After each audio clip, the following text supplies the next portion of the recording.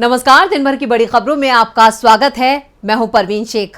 आज इस बुलेटिन में बात होगी कर्नाटक में खड़गे प्रियंका के वार से बैकफुट पर आई बीजेपी की। शिमला में बीजेपी की शर्मनाक हार की बात करेंगे। पहलवानों के मुद्दे पर राहुल गांधी के बड़े बयान की। साथ ही जानेंगे राहुल को सजा सुनाने वाले जज को क्यों मिला प्रमोशन। और बुलेटिन के आखिर में बात होगी ईडी को लेकर सुप्रीम कोर्ट की सख्त टिप्पणी की। इसके साथ ही और भी कई बड़ी खबरों से आपको करवाएंगे रूबरू। लेकिन तमाम बड़ी खबरों से पहले एक नजर सुर्खियों पर। एस जयशंकर की चीन के विदेश मंत्री चीन गांग के साथ गोवा में द्विपक्षीय बैठक। कई मुद्दों पर हुई चर्चा। एससीओ के विदेश मंत्रियों की बैठक में हिस्सा लेने भारत आए हुए हैं चीन गांग। बिहार में चल रही जाति आधारित जनगणना पर पटना हाईकोर्ट ने लगाई रोक। 3 जुलाई को होगी अगली सुनवाई। जनगणना का डेटा सुरक्षित रखने का दिया आदेश। उद्धव ठाकरे ने पीएम मोदी पर लगाया आरोप, चुनाव में इस्तेमाल कर रहे हैं धार्मिक मुद्दे, पीएम पर कार्रवाई करे चुनाव आयोग। तेजी के साथ बंद हुआ शेयर बाजार। सेंसेक्स 556 अंकों की तेजी के साथ 61,749 अंक पर हुआ बंद। निफ्टी 166 अंकों की तेजी के साथ 18,256 अंक पर हुआ बंद। ये तो थी सुर्खियां और अब बात आज की सबसे बड़ी खबर की। कर्नाटक मतदान में अब महज 6 दिन बचे हैं। ऐसे में कांग्रेस अध्यक्ष मल्लिकार्जुन खड़गे और पीएम मोदी आमने सामने हैं। बीजेपी की सत्ता बचाने के लिए पीएम मोदी मैदान में डटे हैं, तो खड़गे ने कांग्रेस की जीत के लिए ऐसी रणनीति बनाई है जिससे बीजेपी में हलचल मच गई है। तो वहीं प्रियंका की चुनावी हुंकार से भी बीजेपी बेदम नजर आ रही है। तो आज कैसे कर्नाटक में खड़गे और प्रियंका ने बीजेपी को किया बेहाल, देखते हैं ये रिपोर्ट। कर्नाटक की सत्ता पर काबिज होने के लिए कांग्रेस तूफानी चुनाव प्रचार कर रही है।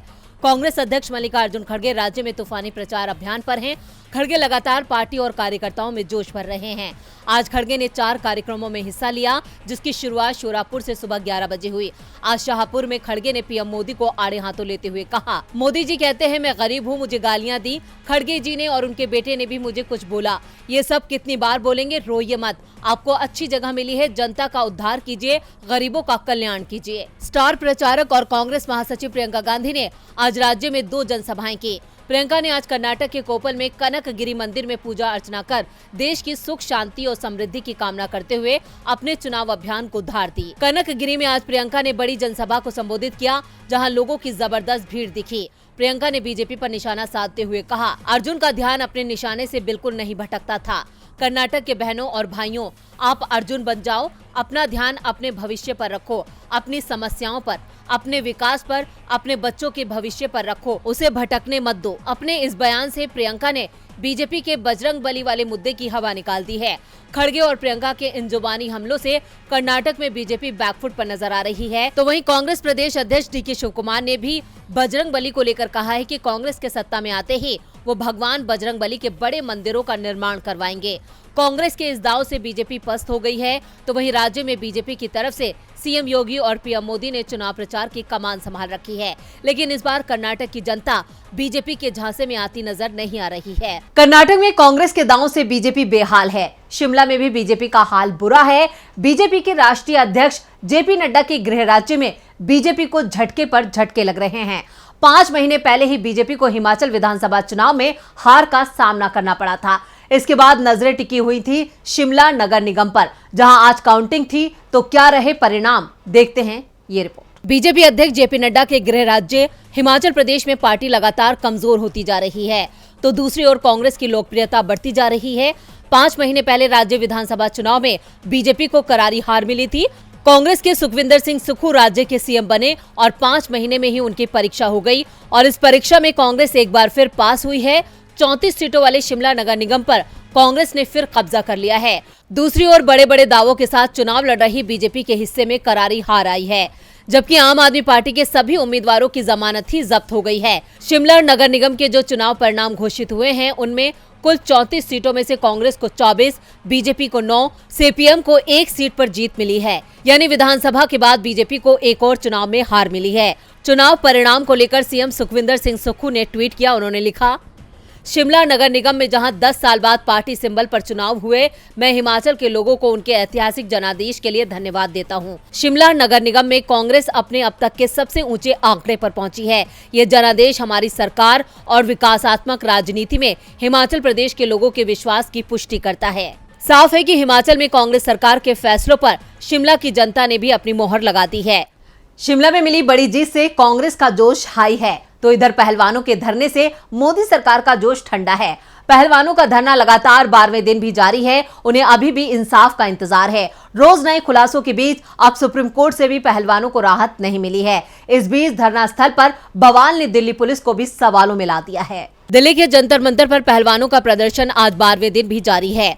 बुधवार देर रात हुई दिल्ली पुलिस के साथ पहलवानों की झड़प अब सियासी तूल पकड़ती जा रही है। विपक्ष लगातार पहलवानों के समर्थन में सरकार को घेर रहा है। पुलिस के साथ हुई झड़प के बीच पहलवानों ने दिल्ली पुलिस पर उन्हें गाली देने और हाथापाई करने का आरोप लगाया, जिसके बाद से मामला और भी ज्यादा गर्मा गया है।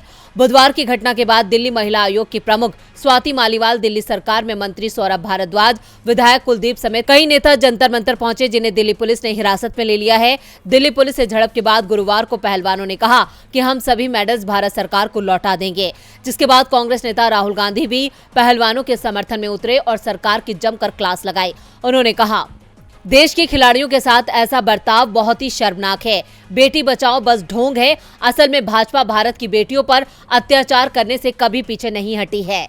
देश की बेटियां लगातार कुश्ती महासंघ के प्रमुख बृजभूषण शरण सिंह के खिलाफ गिरफ्तारी की मांग कर रही हैं, तो सरकार उनकी मांगों को अनदेखा कर रही है। तो सुप्रीम कोर्ट ने भी पहलवानों को एक बड़ा झटका दिया है। आपको बता दें कि सुप्रीम कोर्ट ने आज WFI अध्यक्ष बृजभूषण के खिलाफ महिला रेसलर्स की याचिका पर सुनवाई बंद कर दी है। अदालत ने कहा कि महिला रेसलर्स को सुरक्षा दी गई है। उनकी मांग बृजभूषण पर FIR दर्ज करने की थी, जो पूरी हो चुकी है। अब कोई और मसला है तो याचिकाकर्ता हाईकोर्ट या निचली अदालत में जा सकते हैं। पहलवानों के साथ खड़ा विपक्ष भी सरकार को घेरने में जुटा है। दूसरी ओर मोदी सरकार की ओर से इस मामले में कुछ भी नहीं कहा जा रहा है। बीजेपी शायद अपने सांसद बृजभूषण को बचाने की कोशिश में है। अब देखना होगा कि पहलवानों को इंसाफ मिलता है या फिर सरकार उन्हें ऐसे ही नजरअंदाज करती है। पहलवानों के साथ दिल्ली पुलिस की झड़प से मोदी सरकार सवालों में है। सवालों में तो शरद पवार का इस्तीफा भी है। पवार ने 2 मई को अचानक ही अपने इस्तीफे का ऐलान कर दिया था। उसके बाद से ही पवार को मनाने की कोशिशें चल रही हैं और अब उन्होंने ऐसा बयान दिया है जो बीजेपी को परेशान कर सकता है। शरद पवार ने 2 मई को एनसीपी अध्यक्ष पद से इस्तीफे का ऐलान कर दिया था और इसके बाद से ही पार्टी के अंदर और बाहर से उन पर इस्तीफा वापस लेने का दबाव बनाया जा रहा है। पार्टी के लगभग सभी नेता शरद पवार से मांग कर रहे हैं कि वो अपना इस्तीफा वापस लें। इस बीच कांग्रेस नेता राहुल गांधी और तमिलनाडु के सीएम MK स्टालिन ने भी उनसे फैसला वापस लेने की अपील की है। एनसीपी नेताओं ने बताया कि राहुल और स्टालिन ने सुप्रिया सुले को फोन करके ये बात कही थी। दोनों ही नेता ये चाहते थे कि आखिर पवार ने इतना बड़ा फैसला अचानक क्यों ले लिया और अब शरद पवार का भी इस मामले में बयान आ गया है। पवार ने कहा है कि वो 1-2 दिन में ही तय कर लेंगे कि इस्तीफा वापस लेना है या नहीं। वो कोई भी फैसला कार्यकर्ताओं की इच्छा के खिलाफ नहीं करेंगे। 5 मई को 15 सदस्यीय कमेटी जो फैसला लेगी मुझे मंजूर होगा और कमेटी के अधिकांश सदस्य पहले ही शरद पवार से इस्तीफा वापस लेने की मांग कर रहे हैं और 5 मई की बैठक में यही फैसला हो सकता है। वैसे अजीत पवार ने जरूर दावा किया है कि शरद पवार जो फैसला ले लेते हैं वो वापस नहीं लेते, लेकिन पवार ने अब खुद सामने आकर कह दिया है कि कार्यकर्ता और पार्टी नेता जो भी आदेश देंगे वो उसे स्वीकार करेंगे। शरद पवार भी इस बात को स्वीकार कर चुके हैं कि उन पर इस्तीफा वापस लेने का जबरदस्त दबाव पड़ रहा है और ये दबाव समर्थकों की ओर से ही आ रहा है। शरद पवार के इस्तीफे से महाराष्ट्र में सियासी घमासान मचा है। सियासत तो राहुल गांधी के साथ भी हो रही है। मोदी सर ने मानहानि केस में राहुल गांधी को 2 साल की सजा सुनाकर सुर्खियों में आए जज हरीश हसमुख वर्मा का गुजरात सरकार ने प्रमोशन के साथ तबादला कर दिया। सरकार की तरफ से कुल 68 जजों के तबादले और प्रमोशन किए गए हैं। इसमें जज हरीश हसमुख वर्मा का नाम भी शामिल है। क्या है पूरी खबर, देखते हैं ये रिपोर्ट। मोदी सर ने मामले में राहुल गांधी को सजा सुनाने वाली सूरत की निचली अदालत के जज हरीश वर्मा का प्रमोशन हो गया है। अब उन्हें राजकोट के अतिरिक्त जिला न्यायाधीश के तौर पर जाना जाएगा। गुजरात सरकार के कानून विभाग की तरफ से जारी कुल 68 जजों के तबादलों और प्रमोशन में H वर्मा का नाम शामिल है। जज H वर्मा उस वक्त खबरों में छा गए थे जब उन्होंने मोदी सरनेम केस में राहुल गांधी को 2 साल की सजा सुनाई थी। इसके बाद अगले ही दिन राहुल गांधी की लोकसभा सदस्यता भी रद्द कर दी गई थी। CGM से ADG बने H वर्मा 8 मई को राजकोट में चार्ज संभालेंगे। प्रमोशन और तबादले के बाद अहमदाबाद में मौजूद जुडिशियल एकेडमी में फिलहाल वो ट्रेनिंग पर हैं।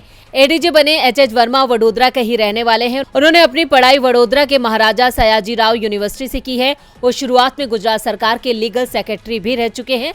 इसके बाद 2008 में वो न्यायिक सेवा में आए थे। सूरत सिविल कोर्ट के प्रधान वरिष्ठ सिविल न्यायाधीश परेश कुमार पटेल को सूरत जिला न्यायालय में 18वें अतिरिक्त जिला न्यायाधीश के रूप में प्रमोशन मिला है। आपको बता दें कि 23 मार्च को सूरत की सेशन कोर्ट के चीफ जुडिशियल एच वर्मा ने राहुल गांधी को धारा 500 के तहत 2 साल की सजा सुनाई थी। हालांकि कोर्ट से उन्हें फौरन जमानत भी दे दी गई थी। कांग्रेस नेता ने कोर्ट से सजा पर रोक लगाने की अपील की थी, जिसे सेशन कोर्ट ने खारिज कर दिया था। इसके बाद राहुल ने गुजरात हाईकोर्ट का दरवाजा खटखटाया है, जहां सुनवाई पूरी हो चुकी है। अब राहुल पर फैसला 5 जून तक आ सकता है। ये प्रमोशन हमारी न्यायिक व्यवस्था पर बड़ा सवालिया निशान खड़ा करता है। सवाल तो मणिपुर में बीजेपी सरकार पर भी खड़े हो रहे हैं। मणिपुर को लेकर कांग्रेस ने बीजेपी पर निशाना साधा है। कांग्रेस अध्यक्ष मल्लिकार्जुन खड़गे ने आरोप लगाया कि इन हालात के लिए भारतीय जनता पार्टी की नफरत और बांटने की राजनीति के साथ सत्ता के लिए उसका लालच जिम्मेदार है। उन्होंने ये भी कहा कि पूर्वोत्तर के इस राज्य में सभी पक्षों को संयम बरतना चाहिए। और क्या कुछ कहा खड़गे ने, देखते हैं ये रिपोर्ट। मणिपुर में मैतेई समुदाय को अनुसूचित जनजाति यानी एसटी श्रेणी में शामिल करने की मांग का विरोध करने के लिए छात्रों के एक संगठन ने आदिवासी एकता मार्च निकाला था, जिसमें बवाल मच गया। इसके बाद से ही मणिपुर में हालात सामान्य नहीं हो पाए हैं। गौरतलब है कि आदिवासी आंदोलन के दौरान भड़के टकराव और तनाव के बाद मणिपुर के 8 जिलों में कर्फ्यू लगा दिया गया है और पूरे पूर्व उत्तर राज्य में मोबाइल इंटरनेट सेवाएं बंद हैं। अब इसको लेकर कांग्रेस अध्यक्ष मल्लिकार्जुन खड़गे ने बीजेपी को जिम्मेदार ठहराया है। उन्होंने लिखा, मणिपुर जल रहा है। भाजपा ने समुदायों के बीच दरार पैदा की है और इस खूबसूरत राज्य की शांति को भंग कर दिया है।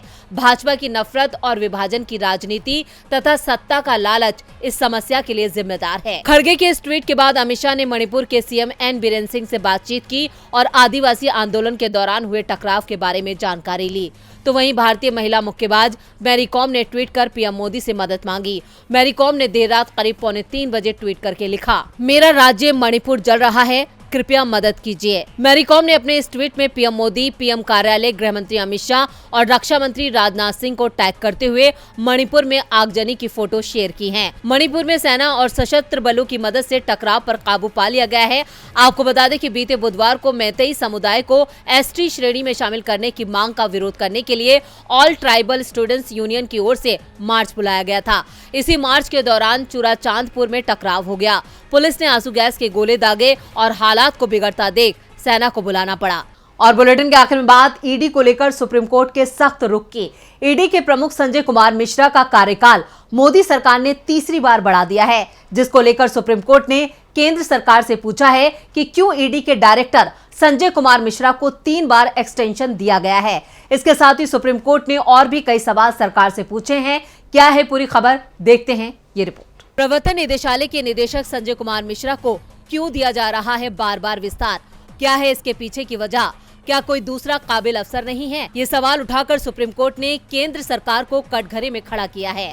दरअसल justice BR Gavai, justice Vikram Nath और जस्टिस संजय करोल की 3 सदस्यीय खंडपीठ प्रवर्तन निदेशालय के प्रमुख के कार्यकाल के साथ साथ केंद्रीय सतर्कता आयोग अधिनियम 2021 के नए विस्तार को चुनौती देने वाली याचिकाओं के एक बेंच की सुनवाई कर रही थी। एनजीओ कॉमन कोज ने याचिका में कहा कि 1984 के बैच के भारतीय राजस्व सेवा के अधिकारी को नवंबर 2021 के बाद और सेवा विस्तार नहीं मिलना चाहिए था।